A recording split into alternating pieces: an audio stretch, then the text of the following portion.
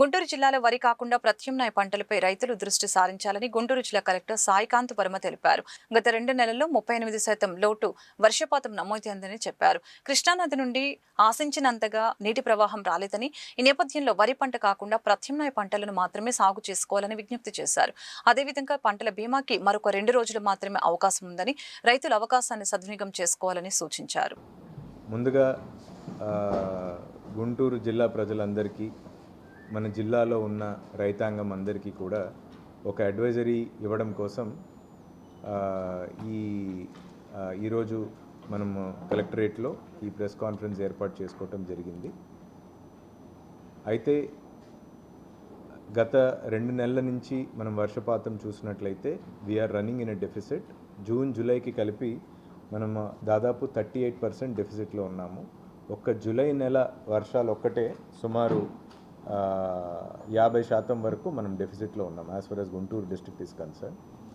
అంతేకాకుండా మనకి కృష్ణా నదికి రావాల్సిన ఇన్ఫ్లోస్ కూడా దే ఆర్ నాట్ మనకి సాధారణంగా ప్రతి సంవత్సరం రావాల్సినంత క్వాంటిటీస్ ఇన్ఫ్లోస్ కూడా ఈసారి మనము చూడట్లేదు. The same has been reflected in the irrigation department నుంచి మనకి ఇచ్చిన అడ్వైజరీలో కూడా ఇదే విషయం స్పష్టంగా తెలియజేయడం జరిగింది.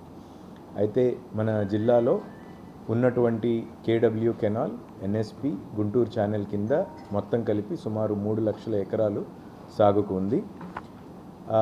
అయితే ఈ లాస్ట్ 1 వీక్లో మనకి కొంత రెయిన్స్ పడటం రైతులకి, మాకు అందరికీ కూడా ఆశాజనకంగా ఉంది. అయితే ఇప్పుడు మనకి రిలీజ్ చేయబోయే వాటర్స్ ఏవైతే ఉన్నాయో ఆల్రెడీ మనకి పోయిన నెల 15th కల్లా కేడబ్ల్యూ కెనాల్లో నీళ్లు వదలటం జరిగింది. అరౌండ్ 3000 క్యూసెక్స్ మనము ఆల్రెడీ కేడబ్ల్యూ కెనాల్లో వాటర్ వదిలి ఉన్నాము. మనకి రెగ్యులర్గా డెల్టాకి కావాల్సిన నీళ్లు సుమారు 5000 నుంచి 6000 క్యూసెక్స్ వరకు మనం వదిలితే ఇట్ విల్ బీ మనకి కంఫర్టబుల్గా ఇరిగేషన్కి, సాగుకి ఎటువంటి ఇబ్బంది లేకుండా మనం ప్రొవైడ్ చేయగలుగుతాం. మనకి గత 3 రోజుల క్రితం ఇరిగేషన్ డిపార్ట్మెంట్ వాళ్ళు ఇచ్చిన అడ్వైజరీ ప్రకారం ఈ కేడబ్ల్యూ కెనాల్ అంతేకాకుండా మనకి హై లెవెల్ ఛానల్ కూడా ఉంది, ఏఎం కెనాల్ కూడా ఉంది.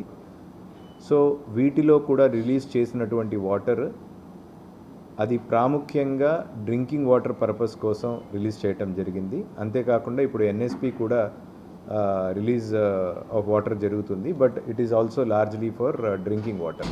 మనకి కనుక ఈ వచ్చే 1 వీక్లో కనుక వర్షాలు బాగా పడి, అదేవిధంగా కృష్ణా రివర్ క్యాచ్మెంట్లో కూడా మనకి ఇన్ఫ్లోస్ బాగా పెరిగితే we will definitely have a positive impact in terms of water releases also.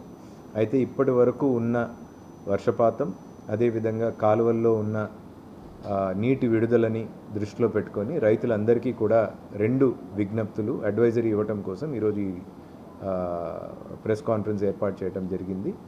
ముఖ్యంగా రైతులు వీలైనంత వరకు ఈ ప్యాడీ వైపు కాకుండా రిలేటివ్గా అదర్ క్రాప్స్కి మనం మొగ్గు చూపటం ఈ టైంలో అవసరం. ద సేమ్ అడ్వైజరీ ఆల్సో మనకి అగ్రికల్చర్ డిపార్ట్మెంట్ నుంచి కూడా రావటం జరిగింది. మనకు ఆల్టర్నేట్గా బ్లాక్ గ్రామ్, పల్సెస్ వైపు కొంత ఎంకరేజ్ చేస్తే రేపు పొద్దున రైతులు కూడా ఇబ్బంది పడకుండా ఉండొచ్చు.